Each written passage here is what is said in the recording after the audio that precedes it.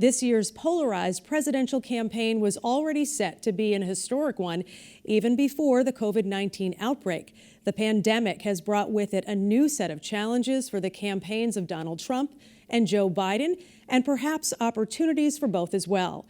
I spoke with veteran political consultant Anthony Cignoli about virtual campaigns in a time of social distancing and the race for 2020 as it currently stands. Without a doubt, certainly the impact of Corona has been gigantic. You know, a lot of the elements of campaigning that especially would have benefited the Democrats in the presidential, you know, whoever the nominee was going to be at that time. And of course, now we are pretty sure that it's Joe Biden. You know, that hands-on politics is done and over. Rallies are done and over. Certainly that somewhat impacts the president in his campaign style. But for Joe Biden, it's even a bigger impact because the need for him to get out, to engage, to meet the Bernie people, the other players that were out there, to get the benefit of endorsements in a rally-type situation, the aspects of his workers, you know, being able to do door-to-door canvassing, that's all over overnight. And frankly, for almost any challenger, to a member of Congress, to the United States Senate, in a gubernatorial campaign, even locally in legislative races, that's all over overnight. It certainly helps incumbents hang on to their seat in legislative races. How do you think he overcomes that, Joe Biden? It's going to be difficult. You know, in the past, I know in good interviews with you and folks there at TV 57, I've mentioned a dear friend of mine, Larry Raske, obviously and very well known to be one of the best advisors to Joe Biden.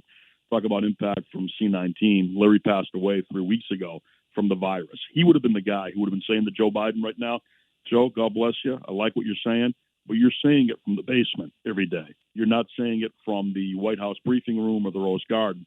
The benefit to the president, just with the optics of that, is great.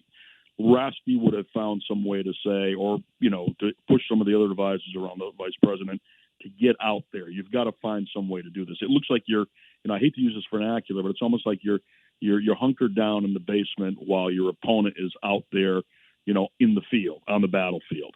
So I think that for Biden, it's time to change that optic, without a doubt.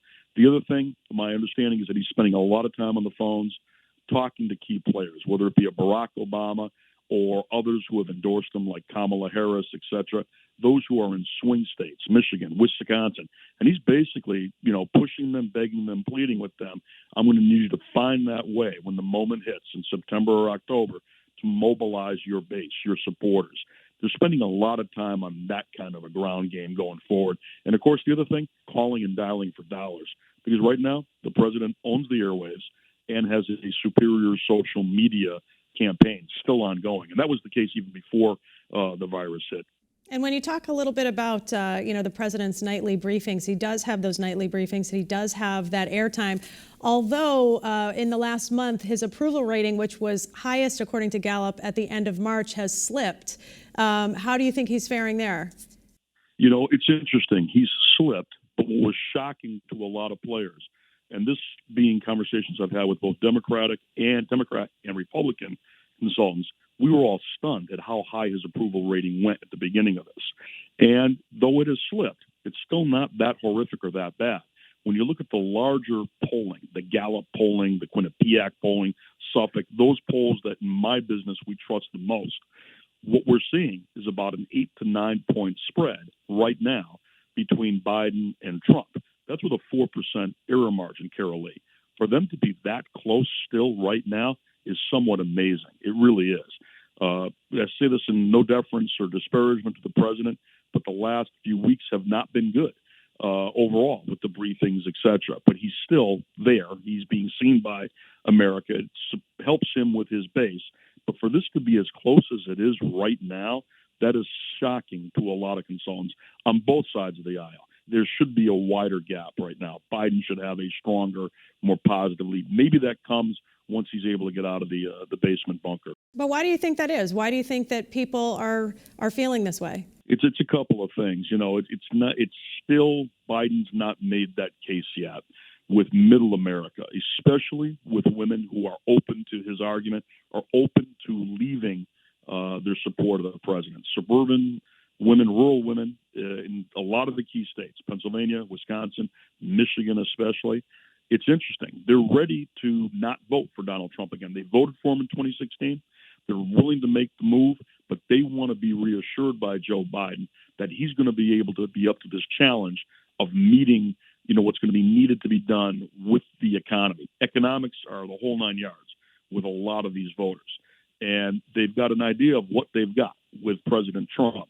They still are concerned about the details, et cetera, of Joe Biden's plan economically. He can make that case, and he can get others to help him to do that. Certainly he's got the time to do it. But right now, that seems to be what the holdup is. We tear into the crosstabs, the background of the polling as to why people are saying what they are. There's a lot of folks who are still undecided. That's what's amazing here. It's jump ball, and there's a fear factor. Sometimes you're going to stay with the horse as you're plowing through the field, so to speak here, dealing with you might just have a feeling that, well, I know how bad things are right now. I know what's happening. I have a general idea what the president's talking about doing. I'm going to stay the course.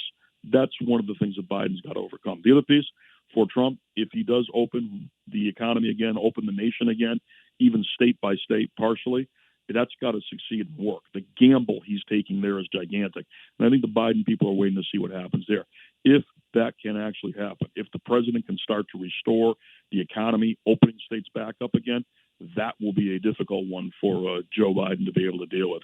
It'll create the perception and perhaps the reality that the president has a handle on the economy. And when you talked about that gamble, I mean, if you look back prior to all of this, you had historic unemployment at a historic low. And of course, now you have in Massachusetts alone, 500,000 unemployment claims within the last month. And then you also had historic highs on the stock market as well. But if he gambles right, and certain states come back online and this economy snaps back, as some economists have said it could, obviously that bodes well for the president. Without a doubt. And we look at the swing states intensively right now, and I'd use Michigan as an example. 25% of everyone in the state of Michigan right now is without a job. They never rebounded well from 2008. It was an uphill battle. They were just starting to see the light. And certainly that started to happen at the end of the Obama administration, and much more so, during the Trump administration. As to who gets the credit for that, or takes the credit, the bottom line is that if you were doing better in 2017 or 2018 or 19, you're feeling that it's happened on this watch. Michigan is an interesting place. For all the difficulties they've got with that high of an unemployment rate, it's still a very close race right now between Joe Biden or any Democrat that would have been on the ticket and Donald Trump. That amazes a lot of us. It's a phenomenon. And we talked about that phenomenon in 2016. A lot of those undecideds are unenrolled or independent voters, but still there's a chunk of them that are Democrats, and they have not made up their mind yet. There's plenty of time for Biden to be able to make this deal happen.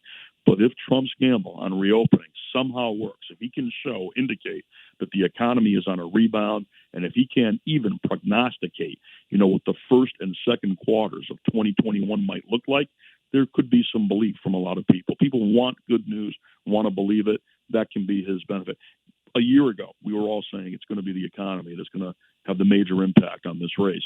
No matter what anyone thinks of the president, the shenanigans, the games, the whatever, his unique presidential style, he was doing in the perception sense strongly in polling, because that's why I think these numbers are as close as they are right now. Well, perception sense in terms of what? The economy? Because the economy was strong. Yeah, it's the economy that was scoring for him over and over again. There were people who would in polls say, I don't like him, I don't like what he did on this, that, or the other thing, or his stand on this, or whatever other shenanigans they might view in a perception sense. The bottom line, though, is a lot of folks who are afraid, perceptionally, to mess around with their 401k.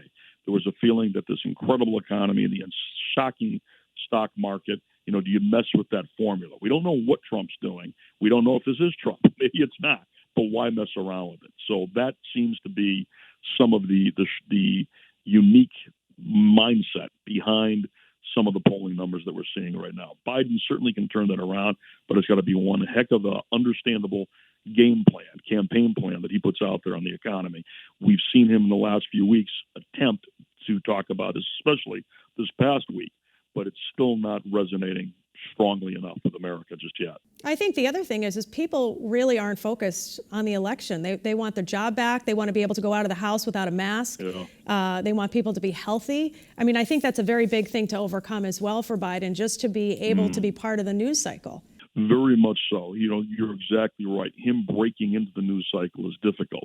The two elected officials right now nationally that own the news cycle on a daily basis, certainly it's Governor Cuomo and certainly it's, President Trump, two very different players, but folks are looking to them because what are they talking about? You're getting reports from the president on what's happening, what's next.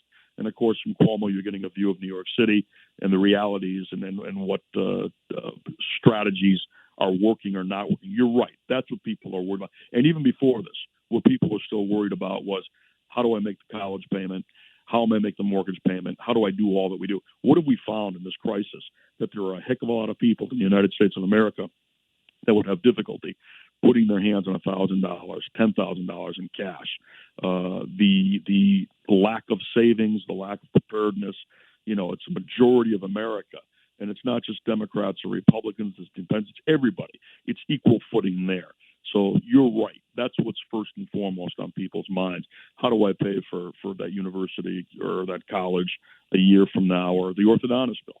And it's also a delicate balance, too, because to put the coronavirus in the midst of a political debate or argument is also risky. Big time. This is a third rail issue. It really is. You can't make a mistake with where you come down in your thoughts on this as an elected official, as a public servant, as to what it is that you're recommending that should be done. It's terrifying. And there's no, as little as so many of us know about what reality is with this virus, the elected officials don't have any inside line beyond what a lot of us are seeing right now, what we're hearing from Dr. Bricks, Dr. Fauci, what we're seeing in these daily briefings. And what about the vice president, the VP pick, for former Vice President Joe Biden? It's got to be done right. It's essential. Who he picks, this is probably one of the most important vice presidential picks ever, because he's got to appease and appeal to an awful lot of the Democratic base. He's already got himself in a situation where he is committed that it's going to be a woman. He's made that pretty clear. I'm picking a woman as a vice presidential candidate. So we all pretty much know who the 11 top names are that poll the best, that are in the game. Certainly a lot will depend on, the kind of surveying and polling that the Biden campaign does. They've got to pick the player who's going to bring the most votes to them. Is it a Kamala Harris who hypothetically would bring California along with her? You've got to be guaranteed that if you pick Kamala Harris, not only that she's going to deliver California, but will she play in Texas, in Florida, in Wisconsin? Whoever he picks, this is a really exact science for him. And certainly they're going to be looking at the surveys and the polls to see if names like Stacey Abrams actually works in other parts of the nation. It's about 11 different women who are all great possibilities, but they've got to really do their homework to get this right.